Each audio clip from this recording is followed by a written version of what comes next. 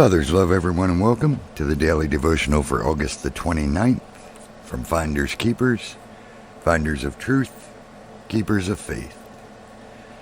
Today's quote: "If you look at the world, you'll be distressed. If you look within, you'll be depressed. If you look at God, you'll be at rest." Corrie ten Boom. When you see a man's sin-friendly hyper-grace preferred over God's sanctifying grace, when Scripture is rewritten and rendered not applicable because it conflicts with one's desires and private interpretations, when forbidden and rotten fruit of the flesh is desired over godly fruit of the Spirit, what do you see? You see those who may know God intellectually, but not intimately. Those who profess to be wise, yet exalt their foolishness. Their nourishment does not come from the tree of life, but from a poison oak.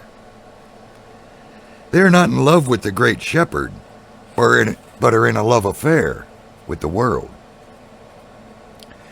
They make themselves enemies of God, of heaven, and will not abide forever in his presence. 1 John chapter 2, verses 15, 16, and 17. "Love not the world, neither the things that are in the world. If any man love the world, the love of the Father is not in him. For all that is in the world, the lust of the flesh, and the lust of the eyes, the pride of life, is not of the Father, but is of the world. And the world passeth away, and the lust thereof. But he that doeth the will of God abideth forever." As long as the Christian population continues to watch the American Idol we call TV, support the educational retraining camps we call public schools, and are entertained by a religious establishment we call the church house, and be nourished on pastoral pastries rather than solid food. As long as the brainwashed media and entitlement-addicted populace continue to elect liberal political hirelings in the White House, or those who change their colors by the hour, Satan will continue to strengthen his hold on the family and maintain his strongholds in the church. God's judgment will continue to increase in the land, and his professing church will continue its descent into greater irrelevance and further diminish in power.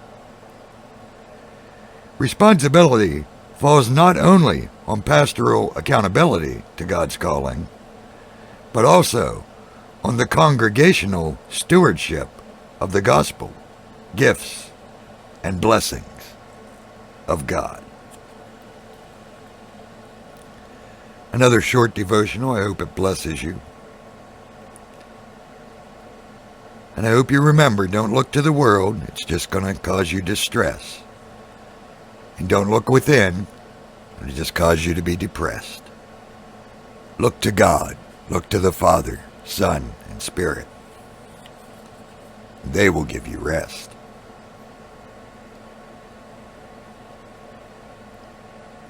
Don't forget to pray for the children, our fellow brothers and sisters all around the world,